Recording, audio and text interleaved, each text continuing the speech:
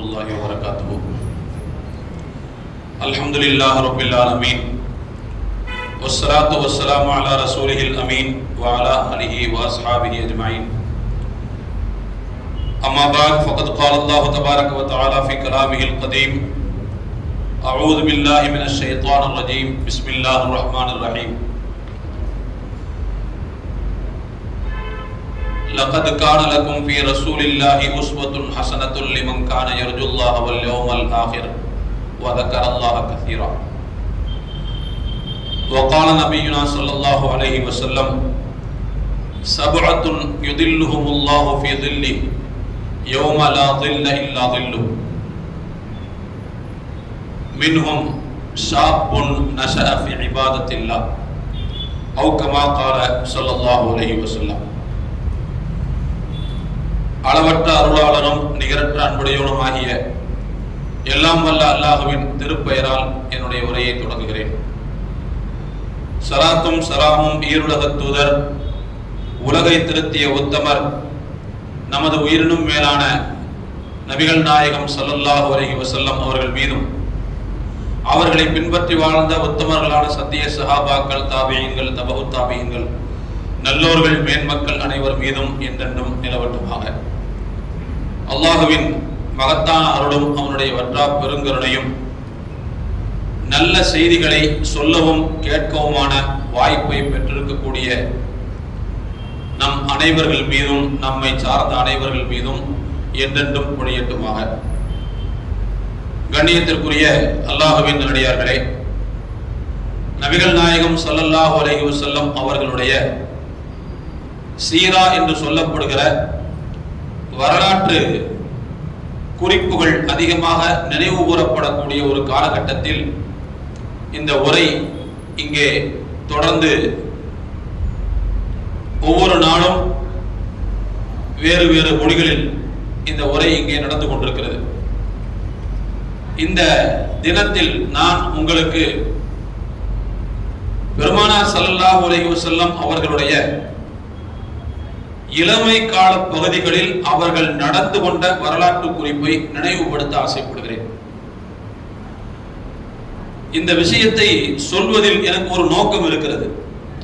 என்ன நோக்கம் என்றால்,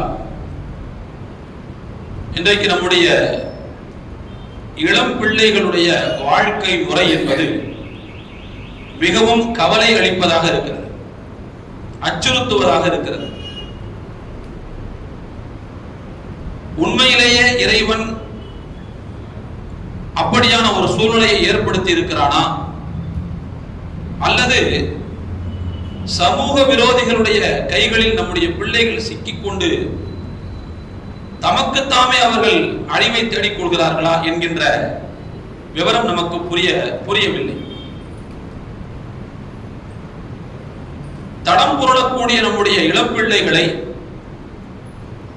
தடுத்து நிறுத்தி அவர்களுக்கு நல்வழி காட்ட வேண்டிய, அரவணைக்க வேண்டிய பெற்றோர் அவர்களும் கூட இளம் பிள்ளைகளுக்கு வழிகாட்டுகிற விஷயத்தில் ஒன்று பலவீனமாக இருக்கிறார்கள், அல்லது அதீதமான கண்டனங்களை தெரிவிக்கிறார்கள். இதனாலேயே பெற்றோர்களுக்கும் இளம் பிள்ளைகளுக்குமான அந்த உறவு என்பது வீடுகளில் சுமூகமாக இருப்பதில்லை. இந்த இத்தியாதி காரணங்களால் நம்முடைய பிள்ளைகளின் நடத்தை என்பது மிகுந்த அச்சத்திற்குரியதாகவும் ஏமாற்றத்திற்குரியதாகவும் இன்றைக்கு இருந்து கொண்டிருக்கிறது. எனவே பெருமானார் ஸல்லல்லாஹு அலைஹி வஸல்லம் அவர்களுடைய வாழ்க்கையின் இளமை பருவத்தில் அவர்களுடைய வாழ்க்கை எப்படி இருந்தது என்கின்ற அந்த முன்மாதிரியான நடைமுறைகள் பெற்றோர்களுக்கும் போய் சேர வேண்டியது இருக்கிறது. அவர்கள் பெற்றெடுத்த பிள்ளைகளிடத்திலேயும் போய் சேர வேண்டியது இருக்கிறது. நான் இளம் பிள்ளைகள் என்கின்ற வார்த்தையை பொதுமைப்படுத்தித்தான் சொல்கிறேன். அது ஆண் பிள்ளைகளையும் தான் சொல்கிறேன், பெண் பிள்ளைகளையும் தான் சொல்கிறேன். ரெண்டு பேர்களுடைய நடத்தைகளும் நமக்கு திருப்திகரமானதாக இருப்பதில்லை. நம்முடைய கைகளில் அவர்கள் இல்லை.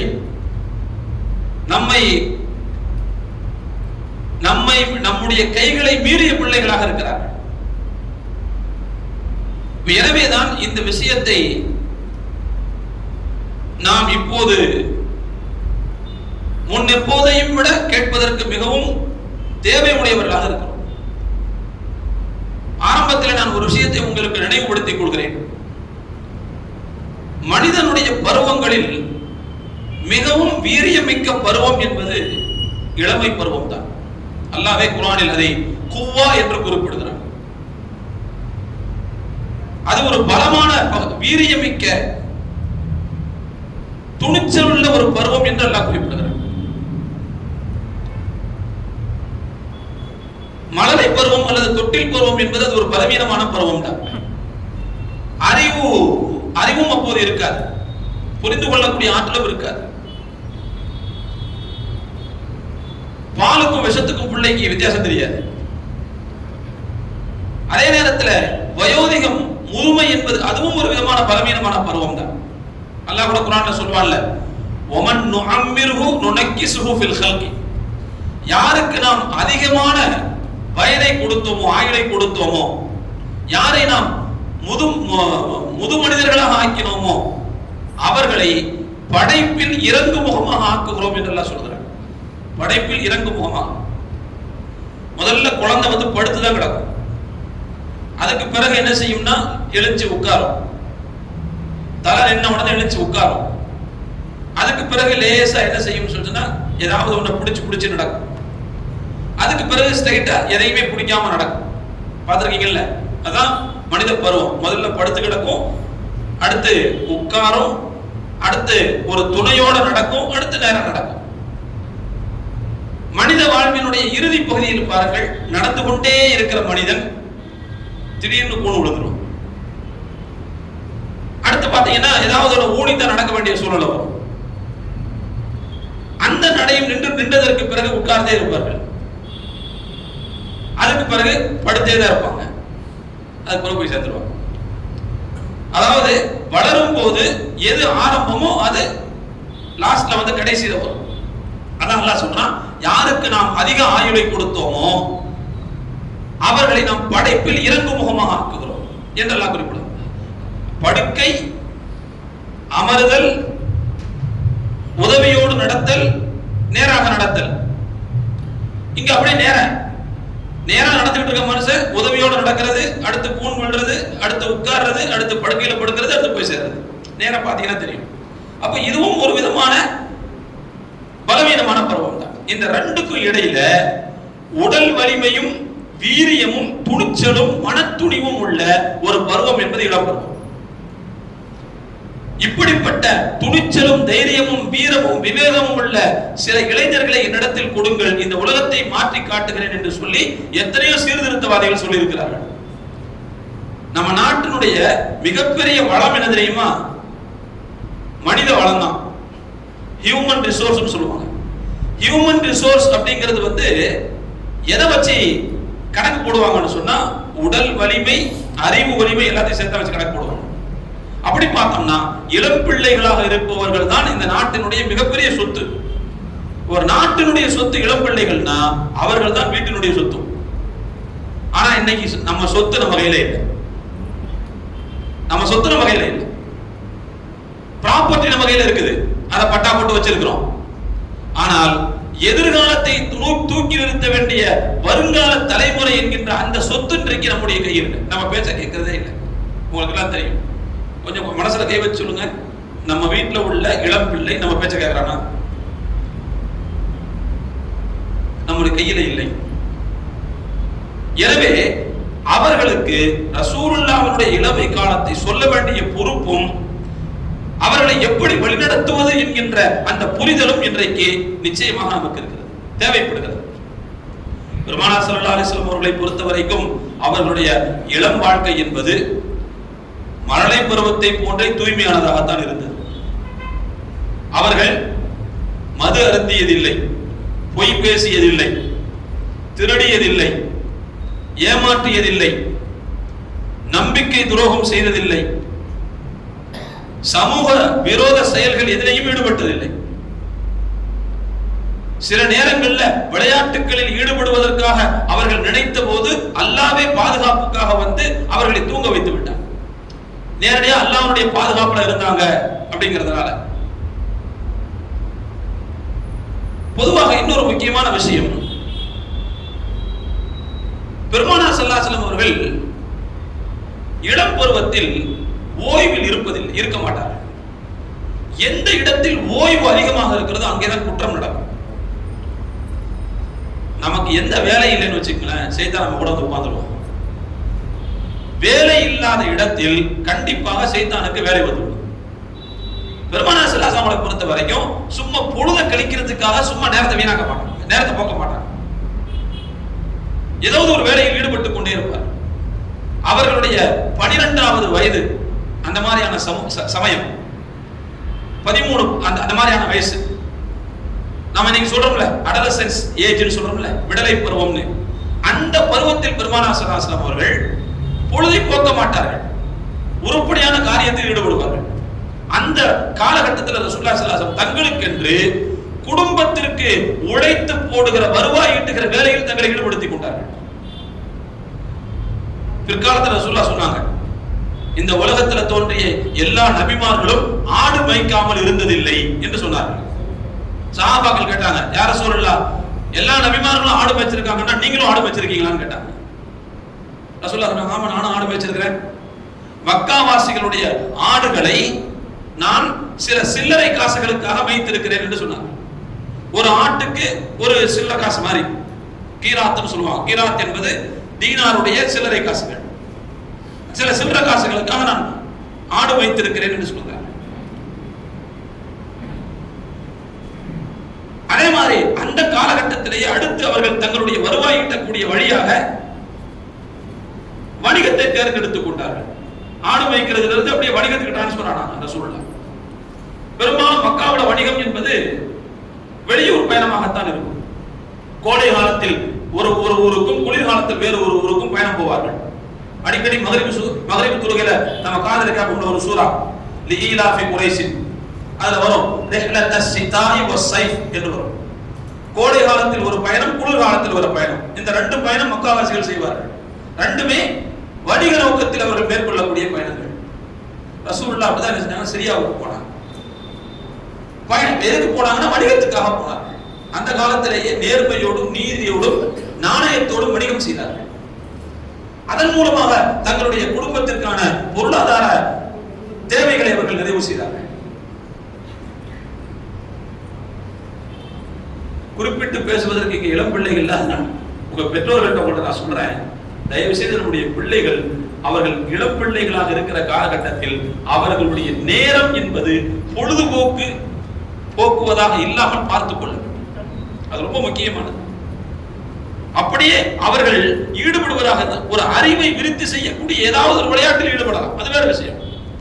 ஆனா வெறுமனே பேசி அரட்டை அடிப்பது, விளையாடி கழிப்பது, அந்த மாதிரி அவங்க அவருடைய நேரம் பொழுதும் கழிந்தது என்று சொன்னால் கண்டிப்பாக அதோடு சேர்த்து பல்வேறு செயல்களும் நடவடிக்கைகளும் சேர்ந்து வந்து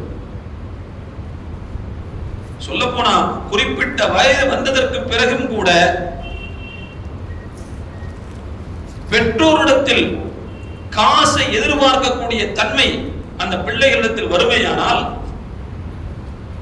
கொஞ்சம் அந்த பிள்ளைகள் யோசிக்க வேண்டும். அவர்கள் உறிஞ்சுவது பெற்றோர்களுடைய வருவாயை கிடையாது, அவர்களுடைய ரத்தத்தை என்பதை அவர்கள் புரிந்து கொள்ள வேண்டும். அந்த நேரத்திலே உழைக்கணும், அந்த நேரத்திலே குடும்பத்தை பற்றி கவலைப்பட வேண்டும், குடும்ப பொருளாதாரத்தை பற்றி கவலைப்பட வேண்டும். இது ரசூலுல்லாஹ்வுடைய சுன்னத்து. இது ரசூலுல்லாஹ்வுடைய சுன்னத்து வெறும் தாடி வைக்கிறது மட்டுமா, வெறுமனே அத்தர் போடுறது மட்டுமா?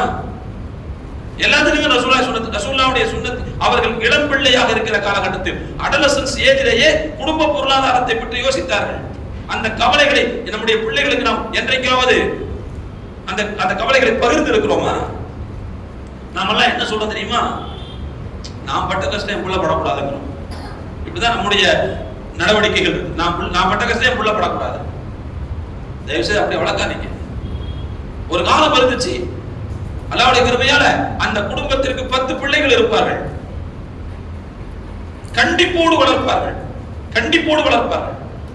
யாராவது ஒரு புள்ள ஒரு எடக்குடக்கு பண்ணுச்சுன்னா கூட ஒழுங்கா இருந்தா வீட்டுல இருக்கல எங்கேயாவது போன்றோம், அதை பத்தி கவலைப்பட மாட்டாங்க. எங்கேயாவது போ அப்படின்னு நீ தேவையில்லைன்றவாங்க, அவன் ஓடி போக மாட்டான் எங்கேயும். ஆனா இன்னைக்கு நாம பெத்து வச்சுக்கிறதே கருவேப்பிள்ளை கண்ண மாதிரி ஒன்னே ஒண்ணு அல்லது ரெண்டு. அவன் நம்மள என்ன செய்யறான்னு சொன்னா மிரட்டான், ஒழுங்கா தரலன்னா நான் ஓடி போயிருவேன். நம்ம மேல நமக்கு நம்பிக்கை இல்லை, அடுத்த புள்ள பிறக்கமா பிறக்காத நமக்கு நம்பிக்கை இல்லை. நம்ம என்ன போடாதா ஓடாதா அவனுக்கு பயந்துட்டு என்ன செஞ்சிருக்கோம், கேட்கறதெல்லாம் கொடுத்துட்டு. சரி, கேட்கறதெல்லாம் கொடுக்கிறோமே, அதை சரியாகத்தான் அவர்கள் பயன்படுத்துகிறார்களா கண்காணிக்கிறோமா? கண்காணிக்கிறோமா? புள்ள கேட்கிறான்னு சொல்லி செல்போனை வாங்கி கொடுக்கணும், லேப்டாப் வாங்கி கொடுக்கணும், அதை ஒழுங்காக பயன்படுத்துகிறார்கள் அப்படிங்கிற உத்தரவாதத்தை நம்மளால கொடுக்க முடியுமா? அப்படின்னா நம்ம என்ன பெற்றோம்? பிள்ளைகள் அவர்களுடைய நடத்தைகளில் சீர்குலைவு ஏற்படுகிறது என்று சொன்னால் அது பற்றிய புரிதல் நம்மகிட்ட இருக்கணுமா இல்லையா? அது ரொம்ப முக்கியம் இல்ல. அது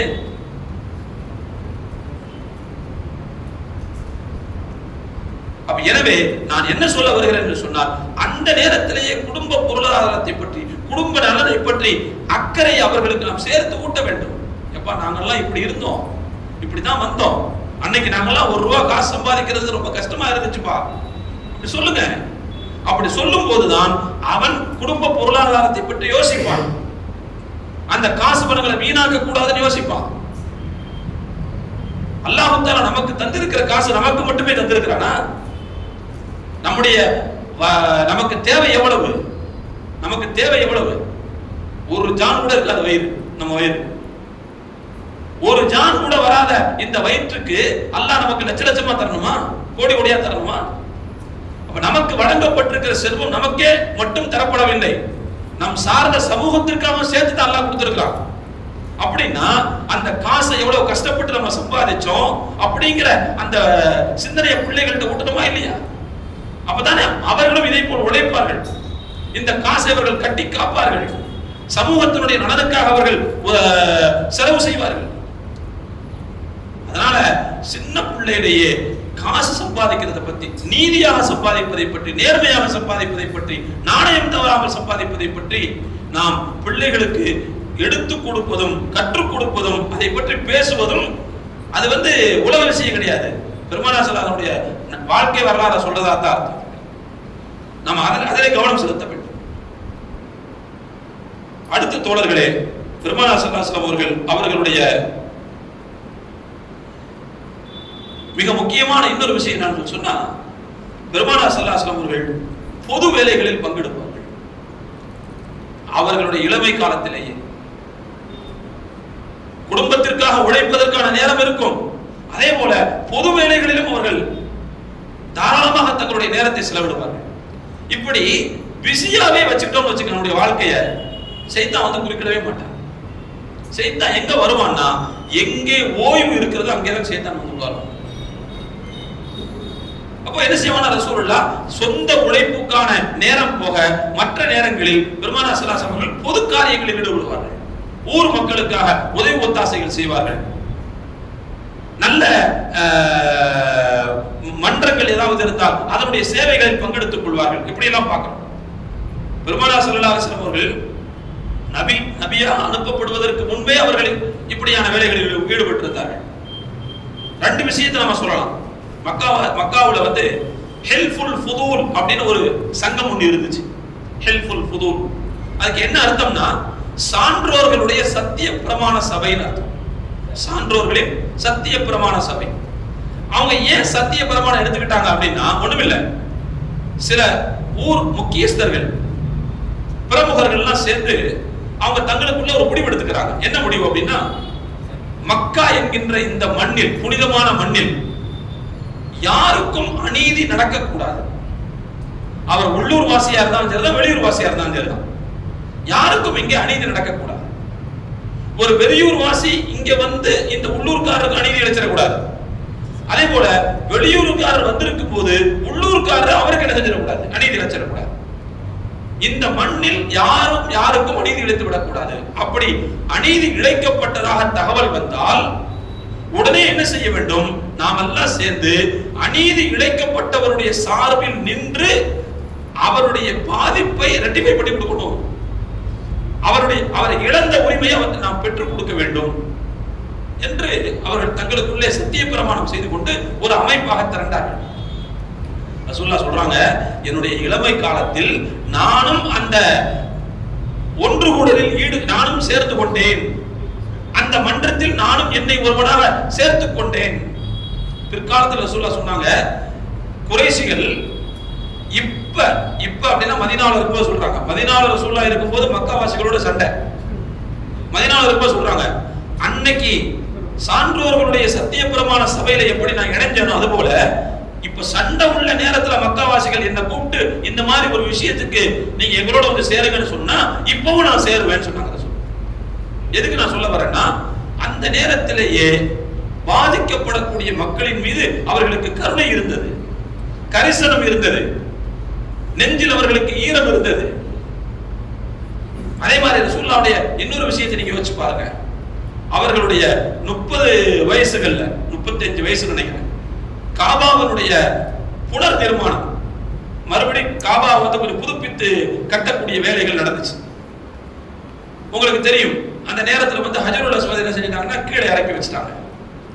கட்டுமானம் முடிஞ்சதுக்கு பிறகு அந்த ஹஜருல் அஸ்வத் திரும்ப என்ன செய்யணும், மேல கொண்டு போய் பதிக்கணும். இன்னைக்கு இருக்கிற மாதிரி ரொம்ப பக்கத்துல ஹஜருல் அஸ்வத் இருக்காது, கொஞ்சம் ஹைட்டா தான் இருக்கும். யார் அதை பதிக்கிறது? மக்காவாசிகளோட சண்டை வந்துருச்சு. எந்த அளவுக்குன்னா அவர்கள் கைகலப்பு வரக்கூடிய அளவுக்கு போய்விட்டார்கள். வாக்குவாதம் கடுமையாக முட்டி போனது. நான் தான் செய்வேன், நான் தான், எங்க குடும்பத்துக்கு தான் இந்த பெருமை வரணும். சண்டை அடிக்கடி வரப்போச்சு. அந்த நேரத்தில் தான் ஒரு வயது முதிர்ந்த ஒருவர் எழுந்து சொன்னார், ஏன் நமக்குள்ள அடிச்சுக்கணும், ஏன் நமக்குள்ள சண்டை போடணும், ஒரு நல்ல காரியத்துக்காக.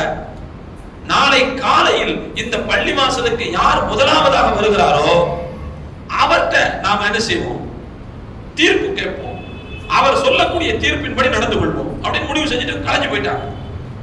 மறுநாள் காலையில அதிகாலையில முதல்ல இந்த பள்ளிவாசலுக்குள்ள வந்தது யாருன்னு சொன்னா பெருமானார் ஸல்லல்லாஹு அலைஹி வஸல்லம் வருகிறார். அதுக்கு பிறகு மக்கள் கொஞ்சம் கொஞ்சமா உள்ள வர்றாங்க.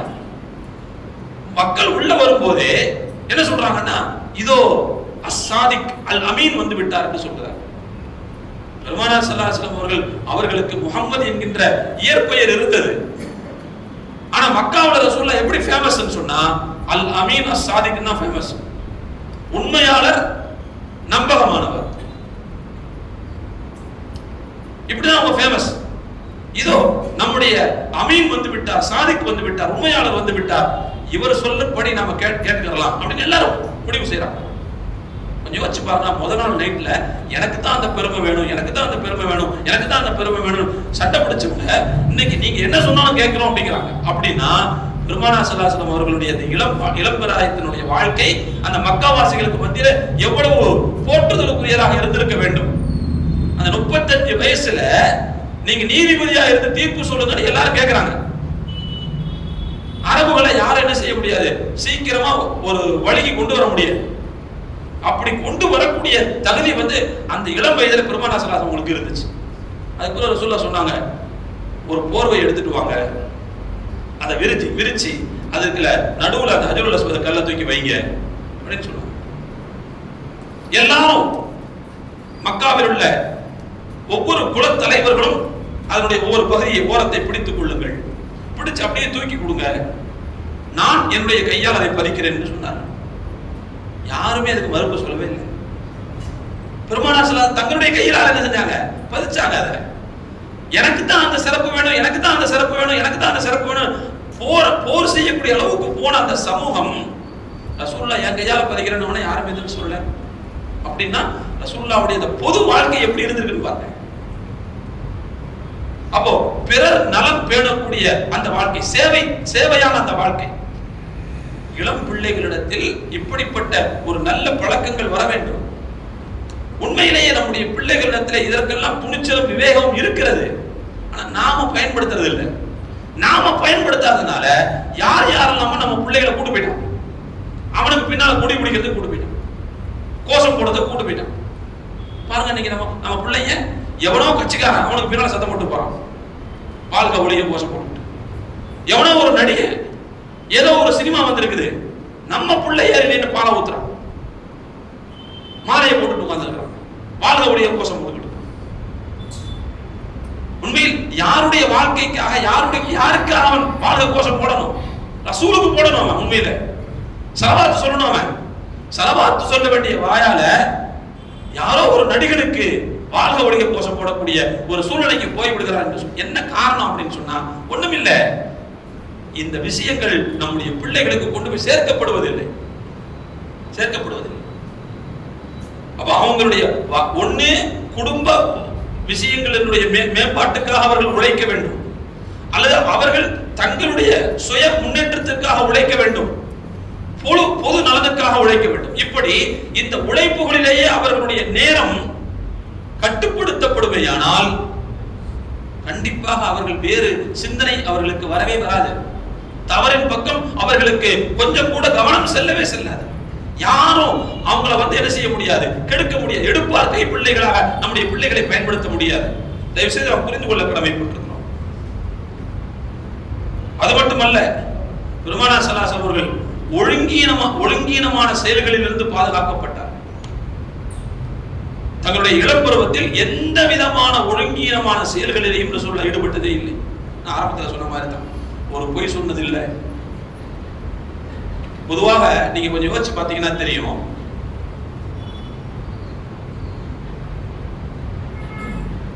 பெற்றோர்களுடைய அரவணைப்பு இல்லாமல் வளர்ந்த குழந்தைகள் இருக்காங்க பார்த்தீங்களா, அவங்கதான் பெரும்பாலும் மைனர் குற்றவாளிகளாக இருப்பார்கள். பார்த்துருக்கீங்களா? மைனர் ஜெயில் ஒன்று இருக்குதுல்ல, சிறுவர் சீர்திருத்த பள்ளின்னு ஒன்று இருக்குது பாருங்க. அந்த சிறுவர் சீர்திருத்த பள்ளியில யார் பெரும்பாலும் இருப்பாங்கன்னு பார்த்தீங்கன்னா, ஒன்று அநாத பிள்ளைகள் இருப்பாங்க, அல்லது தாய் தந்தை 2 பேர்ல கைவிடப்பட்டு அந்த மாதிரியான பிள்ளைகள் தான் பெரும்பாலும் சிறுவர் சீர்திருத்த பள்ளியில் ஏதாவது ஒரு தப்பு செஞ்சு அதில் வந்துடும். பெருமானார் ஸல்லல்லாஹு அலைஹி வஸல்லம் அவர்கள் இந்த உலகத்தில் பிறப்பதற்கு முன்பே தந்தை இழந்து விட்டார்கள். பிறந்து சில ஆண்டுகளில் தாயையும் இழந்து விட்டார்கள். அனாதையாத்தான் வாழ்ந்தார்கள். அல்லாஹ் குர்ஆன்ல சொல்றான், அலம் யஜிதுக யதீமன் ஃபஆவா, நீங்கள் அனாதையாத்தான் இருந்தீர்கள், அல்லாஹ்வாகிய நான் உங்களுக்கு அடைக்கலம் தந்தேன் அல்லவா என்று அல்லாஹ் கேட்கிறான். அப்போ ரசூல் தடம் மாறுவதற்கான வாய்ப்பு இருந்தது. அல்லாஹ் பொறுப்படுத்தி அவங்களை தடம் மாறாம காப்பாற்றான். நல்ல பாருங்க, பெற்றோர்களுடைய அரவணைப்பு இல்லாமல் வாழ்ந்தும் கூட அவங்கள்ட்ட ஒரு சின்ன ஒழுங்கீனம் கூட ஏற்படவில்லை, ஒரு அறிவீனம் கூட ஏற்படவில்லை.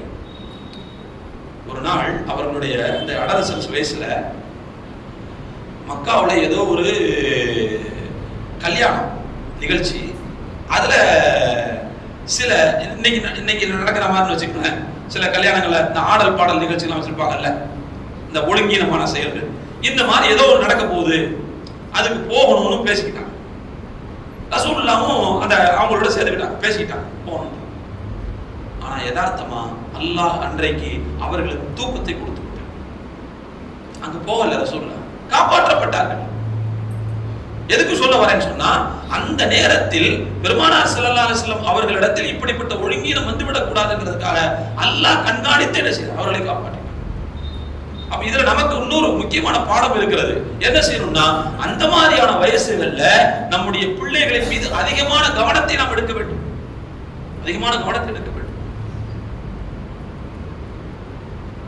அல்லாஹ் வீடுகளை பத்தி குர்ஆன்ல சொல்லும்போது என்ன சொல்றான்னா, நாம் தான் உங்களுடைய இல்லங்களை உங்களுக்கு அமைதி தரும் இடமாக ஆக்கினோம்னு சொல்றோம்.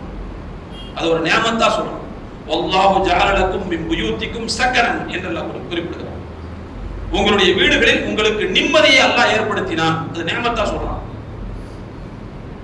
கொஞ்சம் நம்ம யோசிச்சு பாருங்க, நம்ம வீட்டுல நிம்மதி இருக்குதான்னு கொஞ்சம் யோசிச்சு பாருங்க. நிம்மதி இருக்குதா வீட்டுல? டேப்லெட் துணை இல்லாம நம்மளால தூங்க முடியுதா வீட்டுல? பெட் இருக்கும், தூக்கம் இருக்குதா? பணம் இருக்குது, நிம்மதி இருக்குதா? நிறைவு இருக்குதா?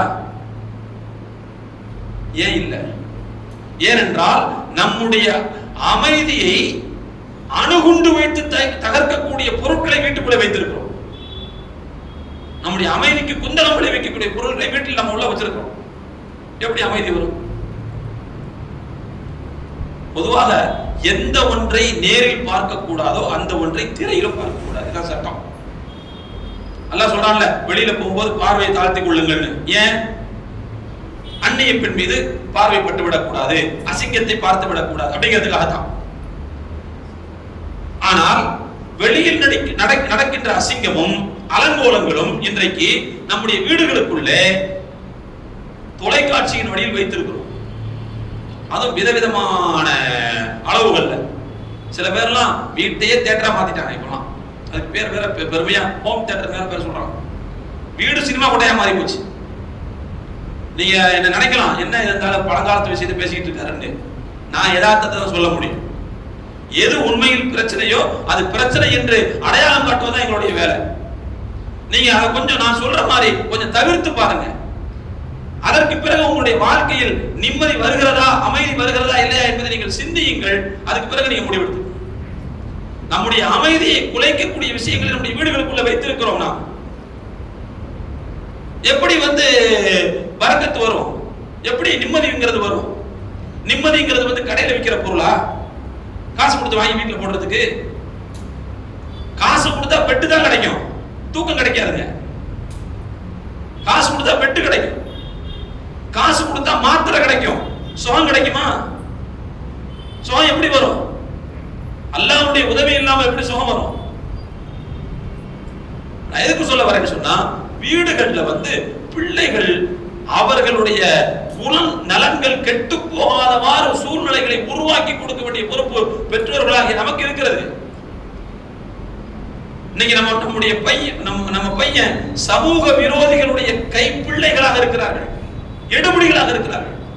பச்சையா சொல்லட்டுமா, கஞ்சா விக்கிறவன் நம்ம பிள்ளைய பயன்படுத்திக்கிட்டு இருக்கிறான். கஞ்சா விக்கிறான், போதைப் பொருள் விற்கிற சமூக விரோதி நம்முடைய பிள்ளைகளை பயன்படுத்தி கொண்டிருக்கிறார். நான் மிகைப்படுத்தி சொல்லல. எந்த ஊர்களில் எந்த பகுதிகளில் முஸ்லிம்கள் அடர்த்தியாக வாழுகிறார்களோ அந்த பகுதிகளில் கஞ்சா வியாபாரிகளுடைய நடமாட்டம் அதிகமாக இருக்கிறது. மறந்துடாதீங்க. என் புள்ள ரொம்ப சுத்தம் தூய்மை அப்படிலாம் சொல்லாதீங்க. நான் அதுக்காக உங்க பிள்ளைக்கு விஷயத்துல சந்தேகப்படுங்கன்னு நான் சொல்ல வரல. கண்காணிக்கிறதுங்கிறது ரொம்ப முக்கியமான விஷயம் சொல்ல வரேன். கண்காணிக்கணும். கண்காணிக்கிறது ஒன்றும் தப்பு கிடையாது. அடுத்த வீட்டை எட்டி பார்க்கறது தப்பே தவிர நம்ம பிள்ளைகளுடைய நடவடிக்கைகளை பார்க்கறதுக்கு தப்பு கிடையாது. அது செய்யணும்னு அல்லாஹ் சொல்றான்.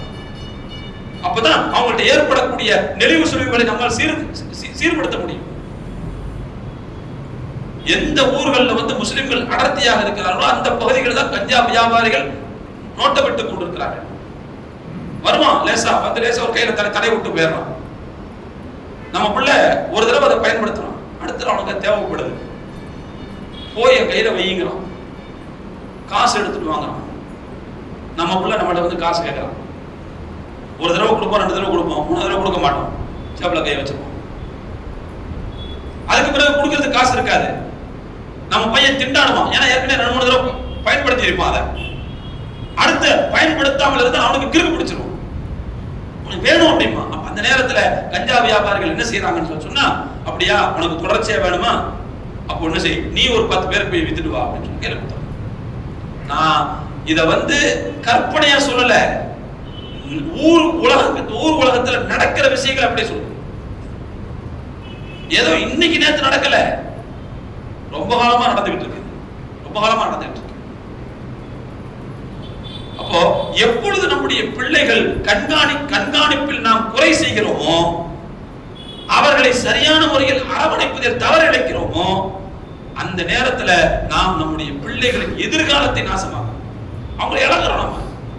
அவங்களை இழக்கிறோம்.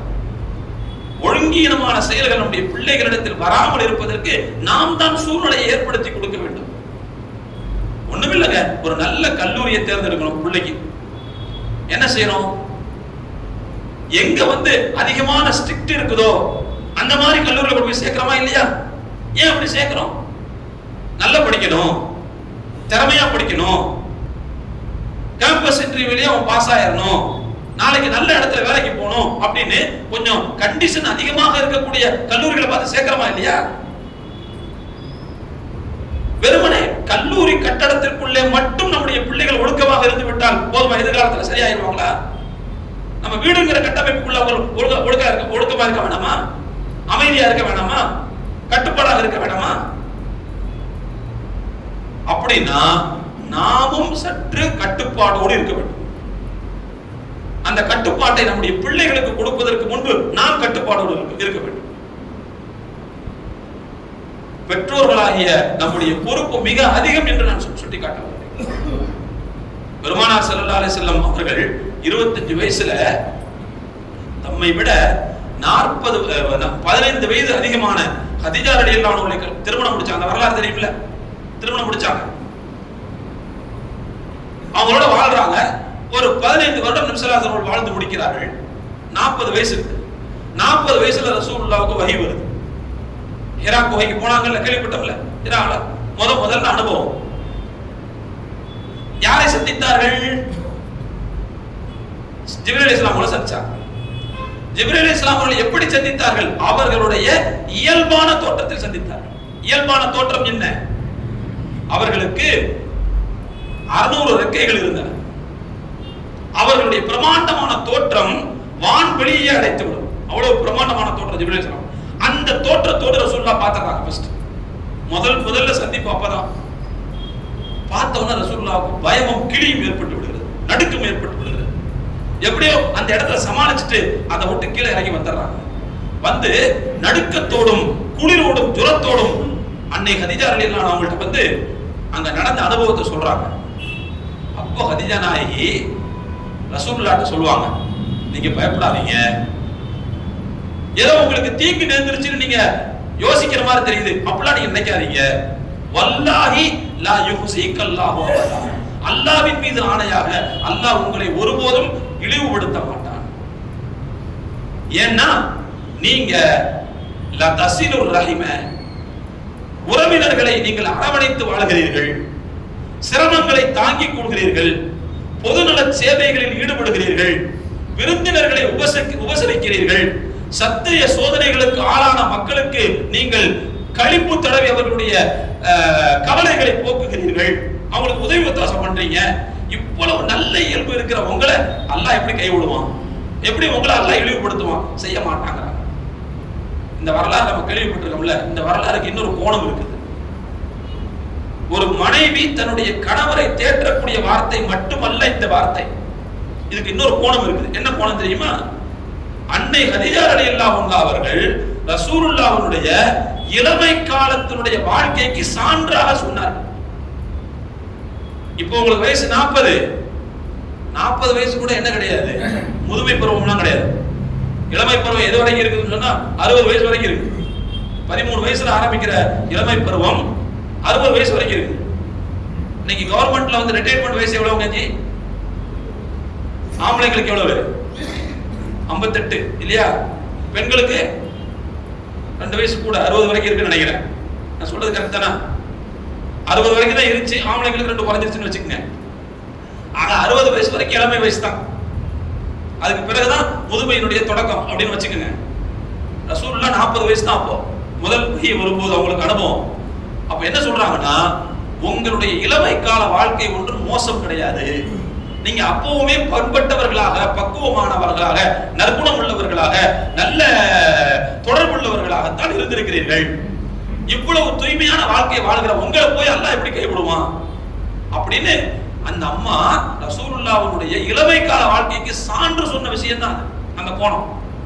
அப்படின்னா அவங்க எவ்வளவு தூரம் தங்களுடைய இளமை காலத்தில் தூய்மையான வாழ்க்கை வாழ்ந்திருப்பார்கள் என்று பாருங்கள். எதுக்கு சொல்ல வரேன்னா, இப்படிப்பட்ட தூய்மையான வாழ்க்கை வாழுவதற்கு அல்லாஹ் ஏற்படுத்தி கொடுத்த அரவணைப்பு மிக முக்கியமானது. அதே போல நம்முடைய பிள்ளைகள் தூய்மையான வாழ்க்கை வாழ வேண்டும் என்று சொன்னால் அவர்களுக்கு ஒரு அரவணைப்பான சூழலை, ஒரு நல்ல அதாவது செக்யூரிட்டி ஜோன், அந்த ஜோன்ல என்ன செய்யக்கூடாதுன்னு சொன்னா அசிங்கங்கள் இருக்கக்கூடாது, அடாவடிகள் இருக்கக்கூடாது, அந்த ஜோன்ல வந்து எல்லை அத்துமீறல்கள் இருக்கக்கூடாது.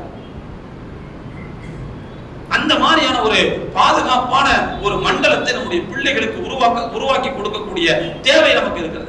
அந்த பாதுகாப்பு ஜோன் எங்க? தீவுத்தடலை போய் கட்ட முடியும் அந்த பாதுகாப்பு ஜோனை? அல்லது மெரினா பீச்சில் போய் கட்ட முடியுமா? அந்த பாதுகாப்பு ஜோன் தாங்க நம்ம வீடு. அப்ப அந்த பாதுகாப்பு உள்ள அம்சங்களோடு தான் நம்முடைய வீடு இருக்க வேண்டும். அதனால ரசூலுல்லாஹ் சொன்னாங்க, நீங்க எவ்வளவுதான் பாதுகாப்பு வச்சா கூட சில நேரத்துல சைத்தான் வந்துருவான்.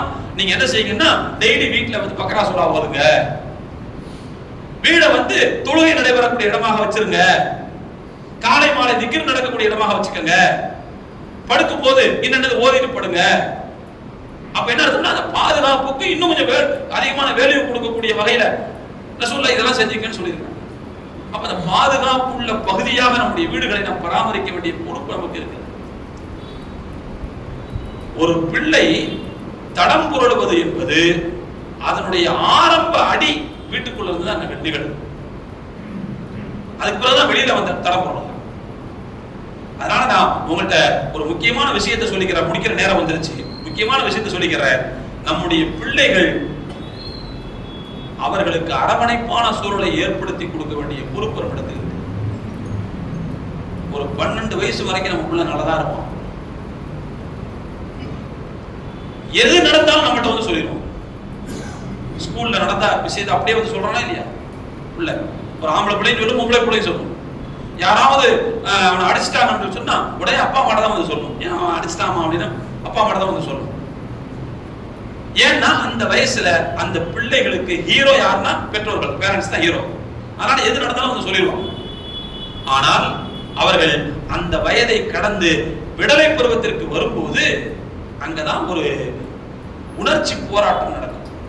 அவங்களுடைய உடம்புக்குள்ள சில ஹார்மோன் சேஞ்சஸ் தான் வரும். அதனால் சிந்தனைகள் மாறும்.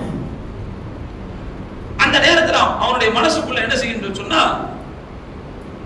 சில பட்டாம்பூச்சிலாம் பறக்கும். நான் பெரிய மனுஷன் நினைப்பாங்க. அதே மாதிரி அந்த நேரத்தில் தான் அவனை பெரிய மனிதன் என்று அங்கீகரிக்காத தந்தை அவனுக்கு பிடிப்பதில்லை. அதனால தந்தையோட சண்டை போடணும். தந்தை சொல்லுகிற பேச்சை ஏன் அந்த பையன் கேட்கறது இல்லை அப்படின்னா அந்த தந்தை நீ சின்ன பையன் தான்ப்பா அப்படின்பாரு. அவன் சொல்லுவான் இல்லை எனக்கு நான் பெரிய பையன், இந்த பாருங்க எனக்கு மீச லேசா முளைக்குது பாருங்க அப்படின்பான்.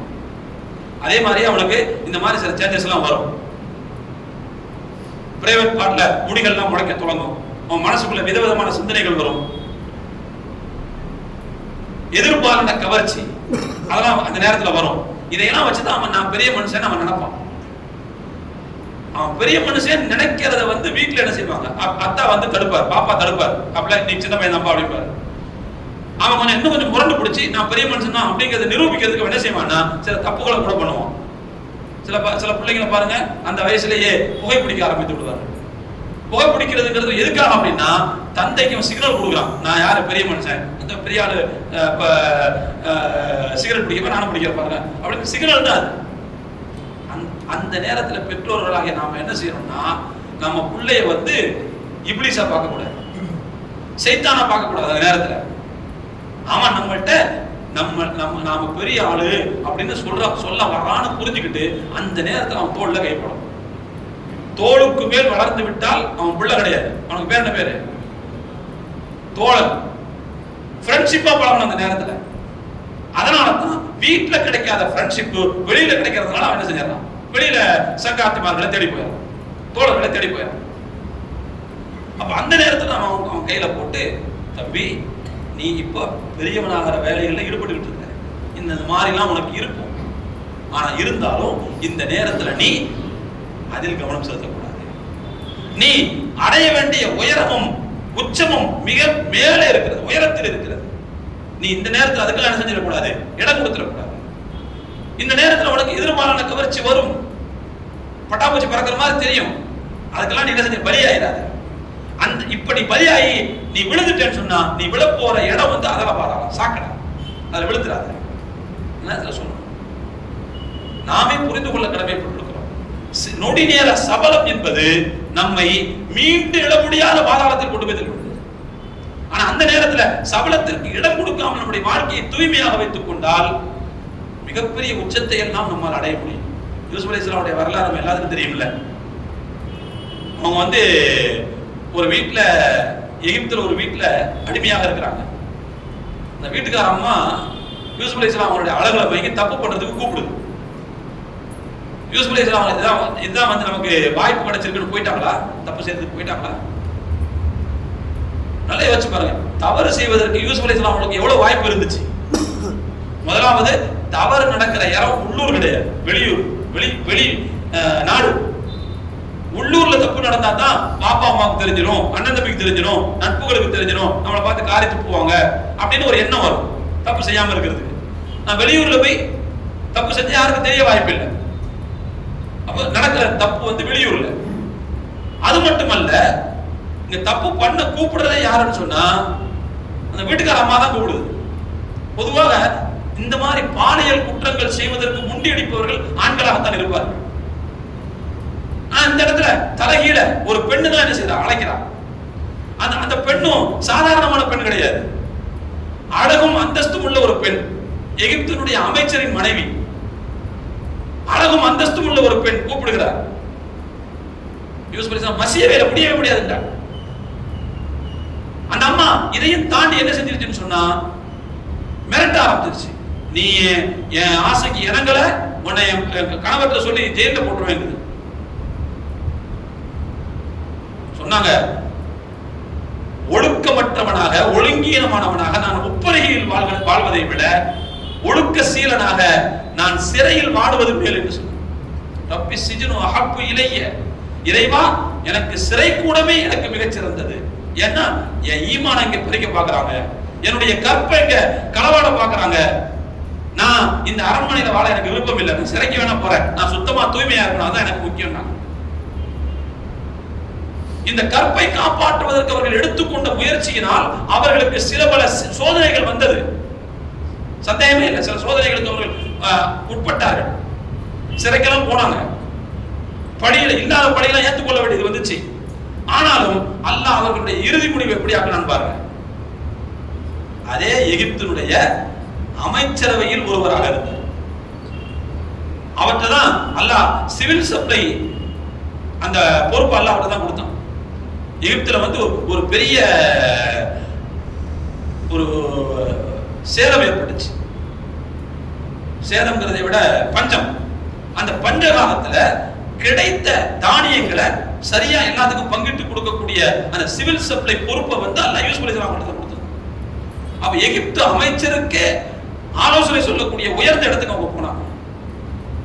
ஆரம்ப நேரத்துல நாம் ஒழுக்கத்தை காப்பாற்றிக் கொள்வதற்காக சில முயற்சிகளை எடுக்கும் போது சில பல சோதனைகள் வரலாம், சில பல மேடு பள்ளங்கள் ஏறி இறங்கலாம், முள்குத்தலாம். ஆனா முடிவு நல்லா இருக்கும் அப்படிங்கிற அந்த விஷயத்தை நாமும் உள்வாங்க நம்முடைய பிள்ளைகளுக்கும் ஃபீட் பண்ணணும் அந்த விஷயத்தை.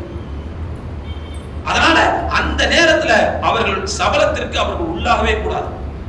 சபலத்திற்கு ஆளாகக்கூடிய சூழ்நிலையை நாம் நம்முடைய வீடுகளில் ஏற்படுத்தி விடக்கூடாது. அது ரொம்ப முக்கியமான விஷயம். நீ நல்லா யோசிச்சு பாருங்களேன், இஸ்லாத்துல மிகப்பெரிய சேவைகளை சாதனைகளை செய்தவர்கள் நான் 2-3 பேரை சொல்றேன். அவங்க எல்லாம் இந்த சாதனை எத்தனை வயசுல செஞ்சாங்கன்னு சொல்லுங்க. நீங்க இந்தியாவினுடைய வடபகுதியில் சிந்து பகுதியை படையெடுத்து முதலில் பிடித்தவருடைய பேர் என்ன?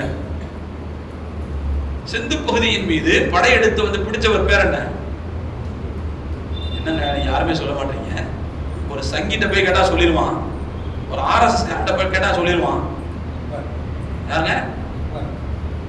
அவெல்லாம் பின்னாடி வந்தவர், அவெல்லாம் ரொம்ப பின்னாடி வந்தவர். முகமது பின் காசிம். அவன் புக்ல ஆர்எஸ் காரன் புக்ல எழுதி வச்சிருக்கான். முகமது பின் காசிம் பண்ணி தொலைச்ச வேலையில தான் இந்தியாவை முஸ்லிம்களுடைய கையில போயிடுச்சு. அவன் எழுதி வச்சிருக்கான், நமக்கு தெரியல.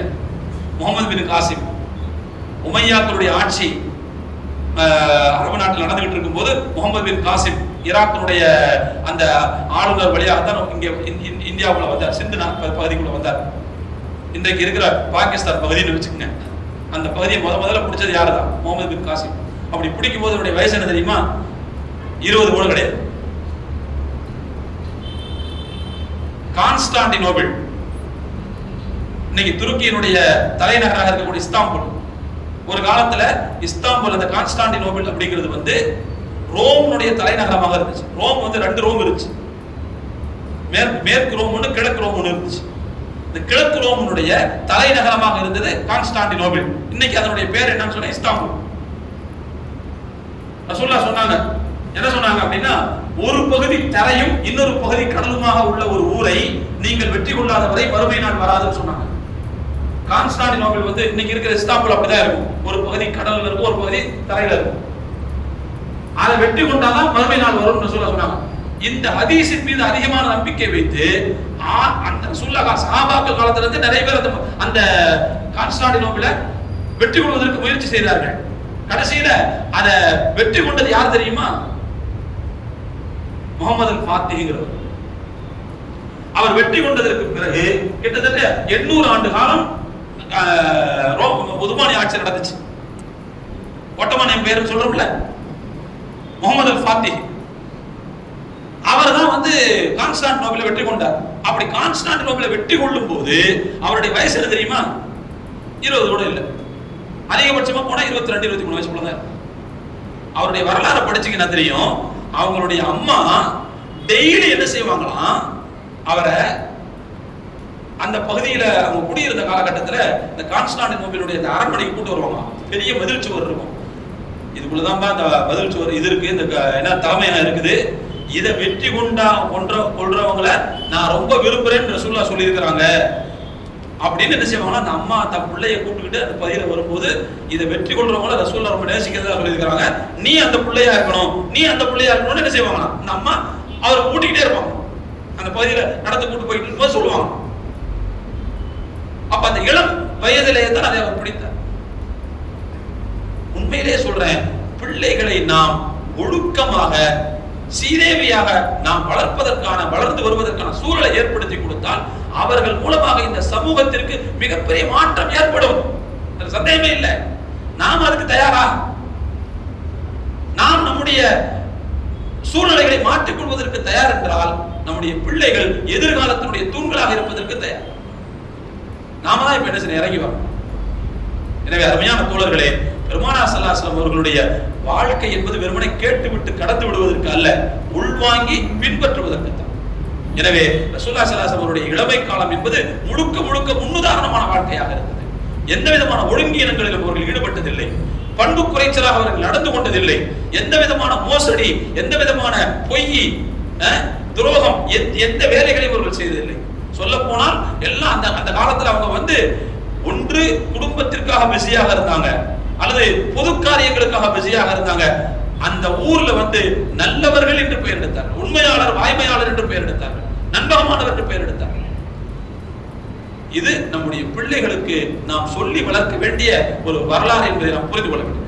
இப்ப நாம நம்ம பிள்ளைகளை இதை சொல்லி இப்படி திறன் உள்ளவர்களாக அவர்களை வளர்த்தால்தான் அவங்க அவங்களுடைய தலைமுறையை எப்படி வளர்ப்பாங்க. நாம இவங்களை இப்படி உருவாக்க தவறிட்டோம்னு வச்சுக்கோங்க, கொஞ்சம் யோசிச்சு பாருங்க, நம்முடைய பிள்ளைகளுக்கு அடுத்த தலைமுறை எப்படி இருக்கணும் கொஞ்சம் கற்பனை செஞ்சு பாருங்க.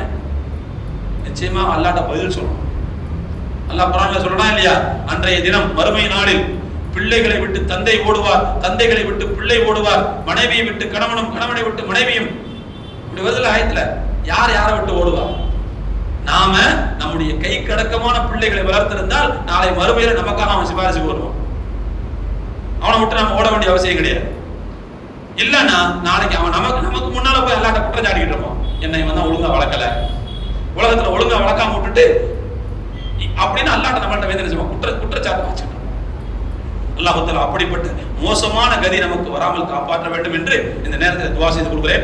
உங்களுடைய நேரத்தை ரொம்ப நான் எடுத்துட்டேன். எல்லாம் வல்ல இறைவன் நாம் எதை கேட்டோமோ, எதை நாம் இந்த இடத்தில் பயன்பெற்றோமோ அதை நம்முடைய வாழ்க்கையில் பின்பற்றுவதற்கு அல்லாஹ் கிருபை செய்ய வேண்டும் என்கின்ற துஆவோடு உங்கள் அனைவருக்காகவும் நான் மனமார்ந்த நன்றிகளை தெரிவித்துக் கொள்கிறேன். ஜஸாக்கல்லாஹு கைரன் கதீரா. இன்ஷா அல்லாஹ் இன்னொரு சந்தர்ப்பம் கிடைச்சா இன்னும் விரிவாக சம்பந்தமா பேசலாம். ஆகிரு தாவானா அல்ஹம்துலில்லாஹி ரப்பில் ஆலமீன். அஸ்ஸலாமு அலைக்கும் வரஹ்மத்துல்லாஹி